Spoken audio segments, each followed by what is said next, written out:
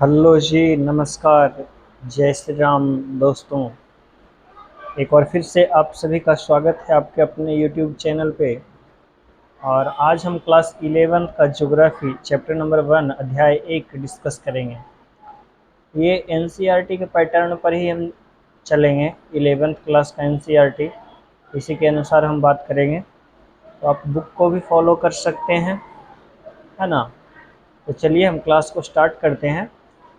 अगर आप बीएससीबी के पॉइंट ऑफ व्यू से पढ़ रहे हैं, उसके लिए भी यूपीएससी बीपीएससी का प्रिपरेशन के हिसाब से भी आप इस क्लास को कर सकते हैं। आपके लिए काफ़ी कारगर सिद्ध होगा।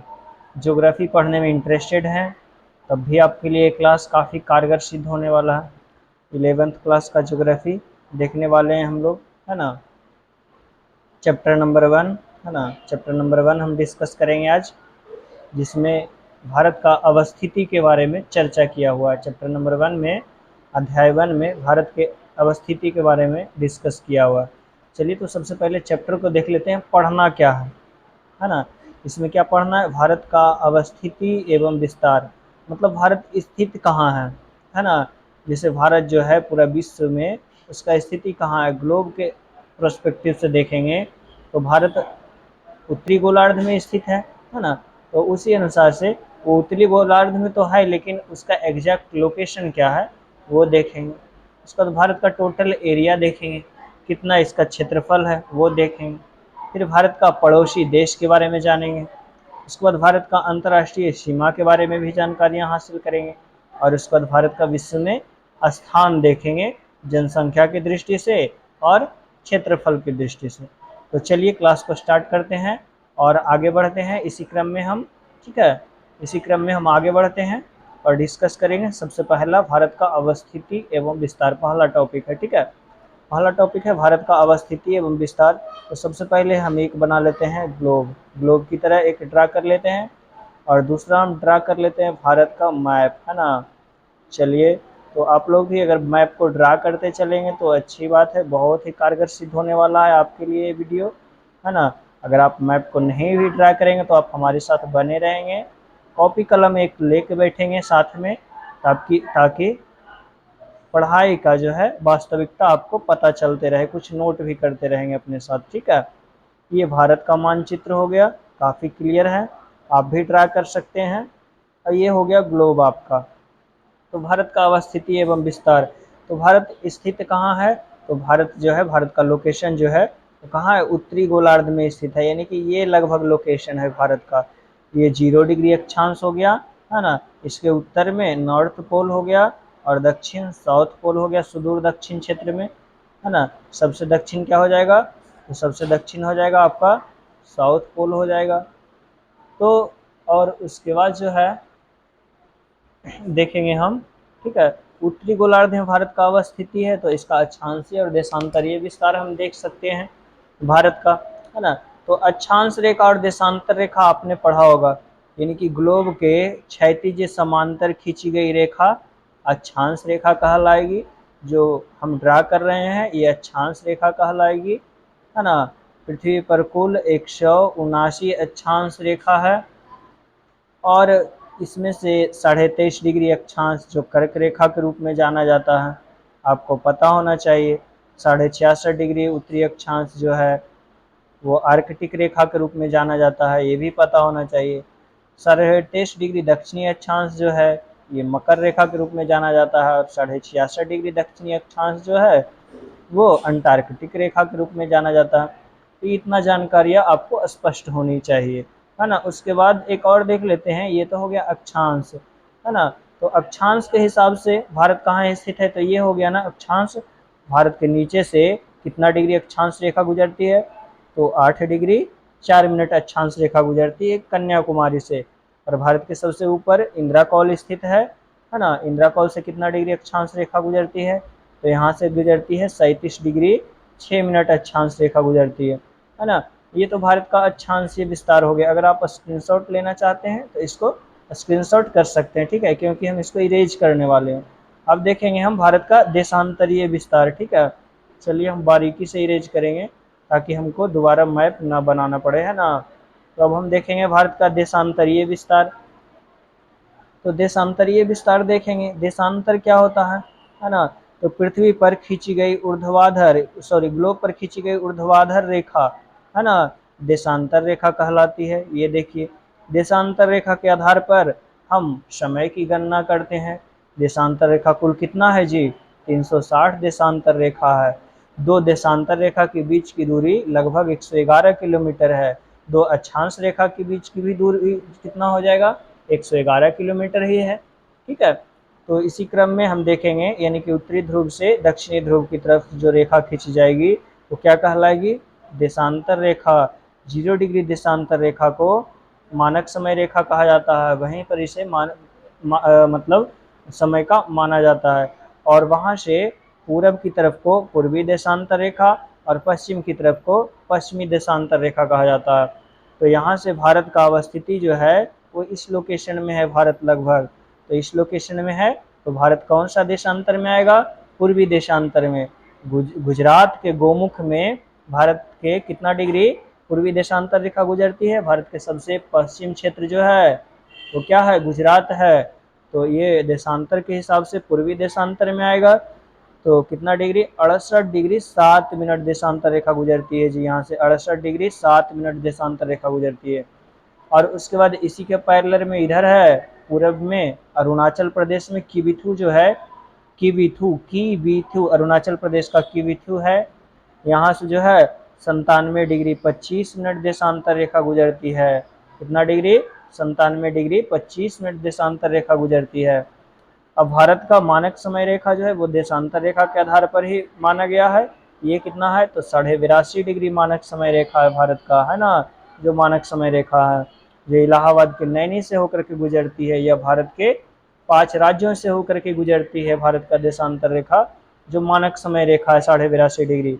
आप इसको एक मैप पे ड्रा कर सकते हैं। ठीक है, उत्तर प्रदेश हो जाएगा, छत्तीसगढ़ हो जाएगा, उड़ीसा हो जाएगा, आंध्र प्रदेश है, मध्य प्रदेश से भी होकर के गुजरता है।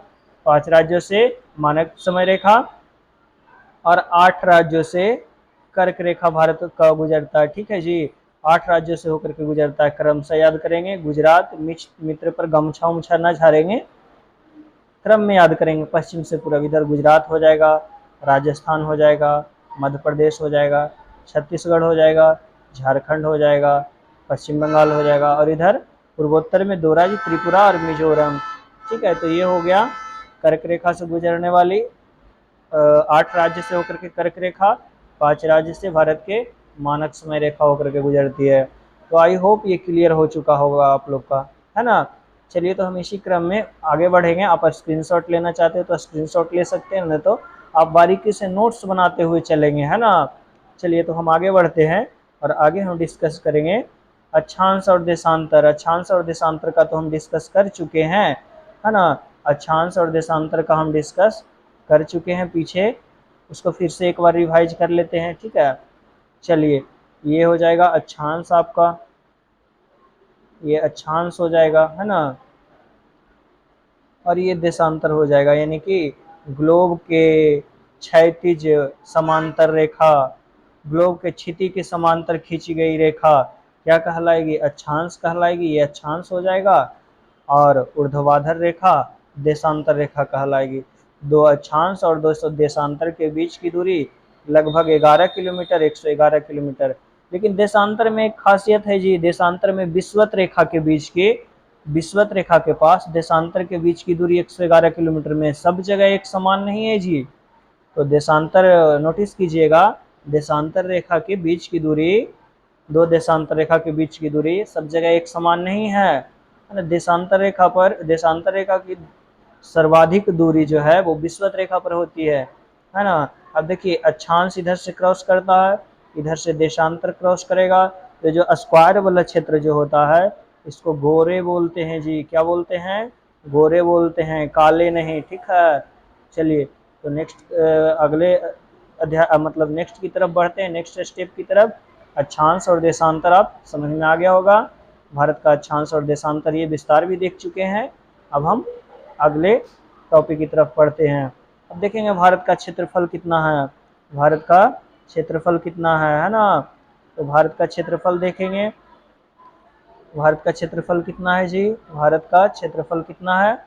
भारत का क्षेत्रफल जो है वो 32,87,263 वर्ग किलोमीटर है। ठीक है, भारत का क्षेत्रफल, रुकिए थोड़ा सा मैप बनाने में टाइम लग गया मुझे, है ना। चलिए, बन ही गया लगभग। थोड़ा सा टेढ़ा है पर मेरा है, महान है भारत। ठीक है, टेढ़ा है पर मेरा है। चलिए, तो ये देख लिए हम। भारत का कुल क्षेत्रफल कितना है? 32,87,263 वर्ग किलोमीटर। 2011 की जनगणना के अनुसार भारत का जो जनसंख्या जो है 121 करोड़ है ना, जो विश्व में दूसरा स्थान है जनसंख्या की दृष्टि से। क्षेत्रफल की दृष्टि से भारत का विश्व में 7वां स्थान है। तो छह देश और कौन कौन होंगे? तो 6 देश का नाम आप पता कर लेंगे। ऐसे बेसिकली हम बता देते हैं। नंबर 1 पर रूस होगा, ठीक है, सबसे ज़्यादा क्षेत्रफल। दूसरा नंबर पर होगा, उसी के दक्षिण में चले जाइएगा, उत्तरी अमेरिका महाद्वीप में है, कनाडा है। तीसरा नंबर पर हो जाएगा आपके रूस के जस्ट नीचे चाइना हो जाएगा। चौथा नंबर पर हो जाएगा कनाडा के जस्ट नीचे यूएसए हो जाएगा। पांचवा नंबर पे ब्राज़ील हो जाएगा। छठा पे हो जाएगा ऑस्ट्रेलिया। और सातवां पे अपना प्यारा देश भारत। ठीक है, तो क्षेत्रफल की दृष्टि से भी हम भारत का स्थान देख लिए, है ना। तो अब इसी क्रम में हम भारत का क्षेत्रफल भी देख चुके हैं। इसी क्रम में अब हम आगे बढ़ते हैं। ठीक है, चलिए नेक्स्ट स्टेप की तरफ बढ़ते हैं। अब देखेंगे भारत का पड़ोसी देश जी, पड़ोसिया के बारे में जानना जरूरी है, ताकि पड़ोसी सबसे बड़ा साजिश करता है ना। तो पड़ोसिया के बारे में जानेंगे, और भारत के पड़ोसी देश कौन कौन है, तभी तो पता चलेगा भारत का पड़ोसिया से कैसा संबंध है जो। ठीक है, भारत के पड़ोसी देश जानेंगे तभी ना भारत के पड़ोसिया से संबंध जान पाएंगे। है कि हम पढ़ा रहे हैं ना क्लास 12 का अंतर्राष्ट्रीय संबंध में, हम पड़ोसी संबंध तो बता रहे हैं। आप लोग क्लास मिस कर दे रहे हैं वो, है ना। क्लास 12 के जो वीडियो को देख रहे हैं वो आप लोग क्लास मिस कर रहे हैं वो। तो जा करके वहाँ से क्लास आप अपना कर लेंगे। ठीक है, काफ़ी कारगर सिद्ध होने वाला है आपको। ठीक है, चलिए तो देखते हैं भारत के पड़ोसिया कौन कौन है जी। तो सबसे पहले जानेंगे सबसे बदमाश पड़ोसिया के बारे में, पाकिस्तान। ठीक है, दूसरा बदमाश पड़ोसिया के बारे में जानेंगे, चीन।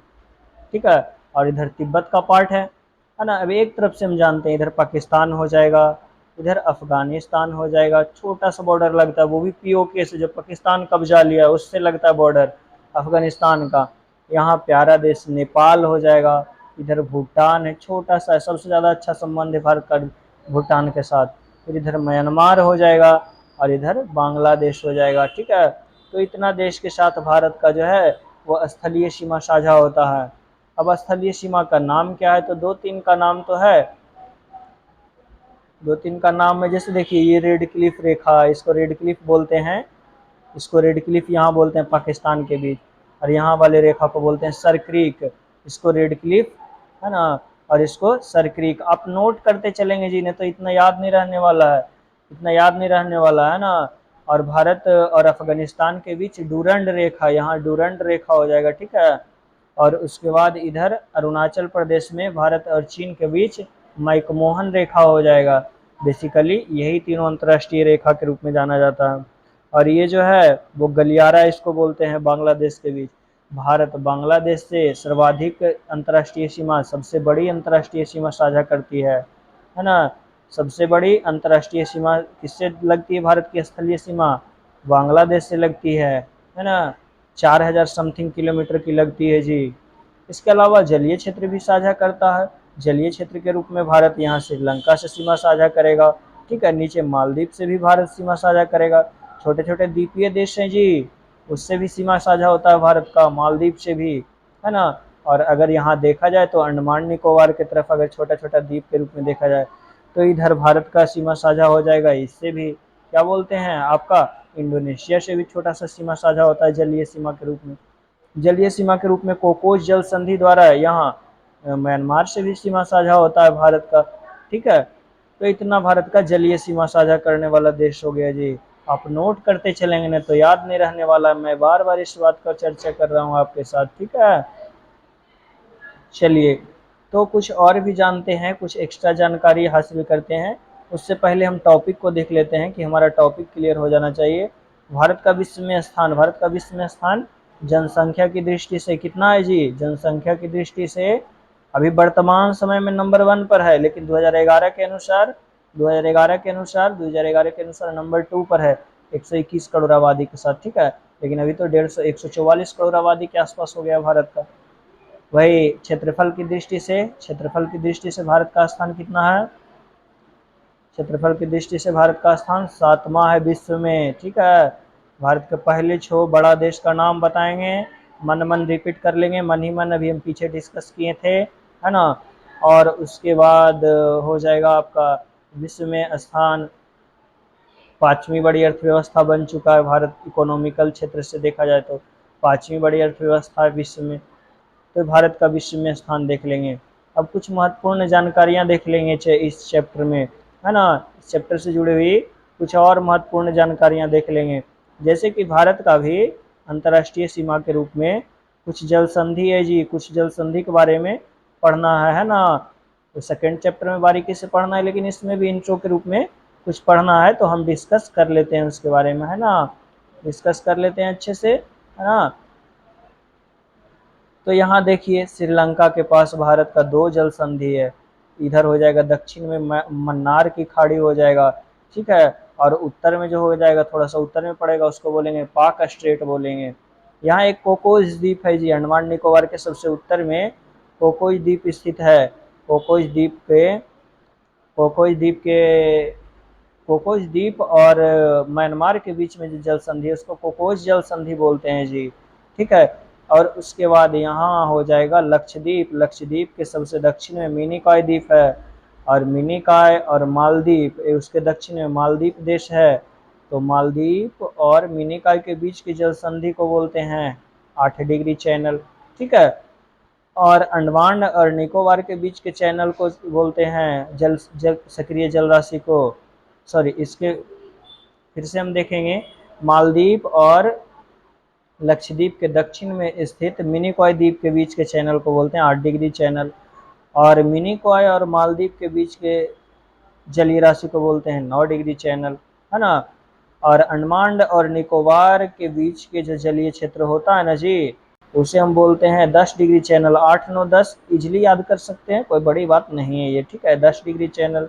उसके बाद लिटिल अंडमान और दक्षिणी अंडमान के बीच जो है वो चैनल को बोलते हैं डंकन पास, है ना। तो ये आपको इतना जानकारियां प्राप्त हो चुका है बेसिकली।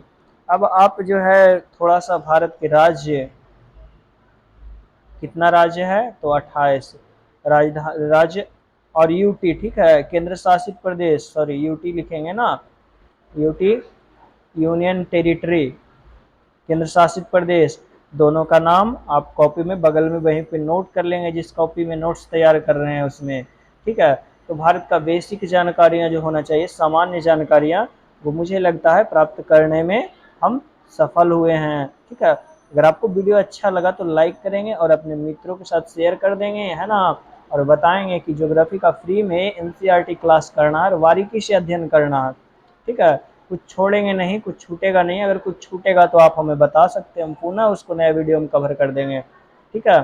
तो आप बीपीएससी, यूपीएससी या फिर कोई अदर कॉम्पिटिटिव एग्जाम के पॉइंट ऑफ व्यू से एनसीईआरटी कवर करना चाहते हैं तो हमारे चैनल के साथ बने रहेंगे। और बाकी वीडियो में पूरा बने रहने के लिए बहुत बहुत धन्यवाद जी आपका, है ना। चलिए, तो थैंक यू।